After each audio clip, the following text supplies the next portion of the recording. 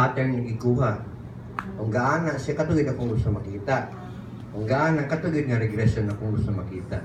Not the line because you already see the pattern. Okay.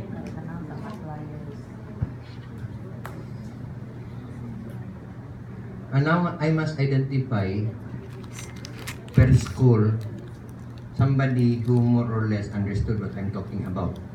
Kaya para mo ay mo guide. Nakasabot ka, ma'am? Sige, ikaw guide nila, ha? Sige. Sa LN yung isa nakasabot-sabot na ko gamay.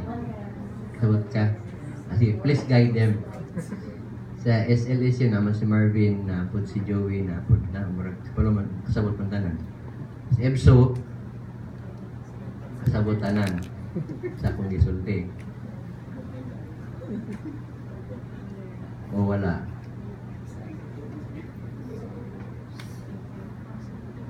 Tinood bitaw, I'm asking a serious question. Kasabot tanan.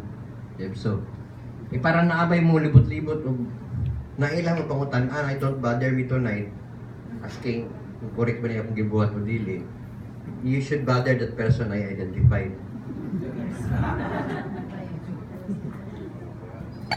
Sige, kung why naka kuhan sa episode, just ask Marvin or anyone. Sige, that's what you should do with cluster analysis.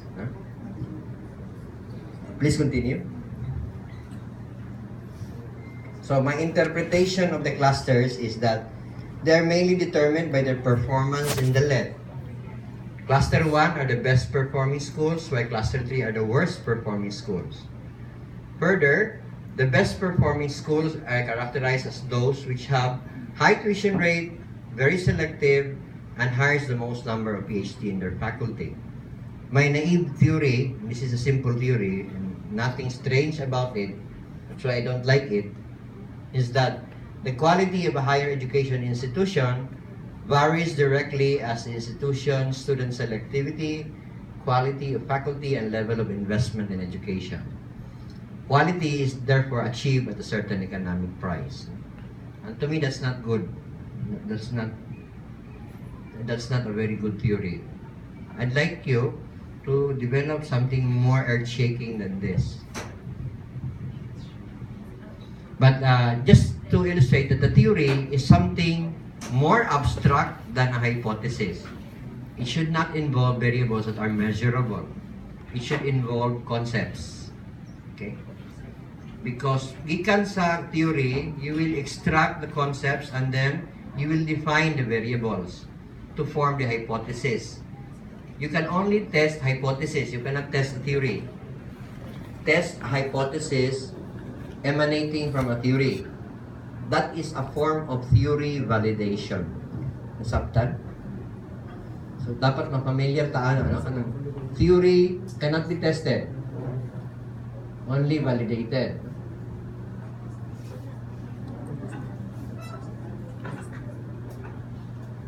Hypotheses are tested.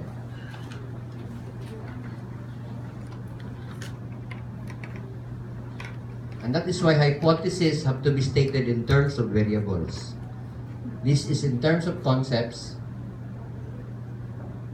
and this is in terms of variables. Clear? So when paglakaw ninyo gikan diri sa Cagayan de Oro, you go back to your station and you go back, let's say to Cebu, you can converse with people there properly. No? Because you know that you do not test a theory. Sige na mo kadungog ang testing a theory. You do not test a theory, you validate a theory. You test a hypothesis. Okay? Okay, please continue. Okay. I don't like you to do this on your indigenous tribe. What I'd like you to do is go back to your data set, add more variables. Clear?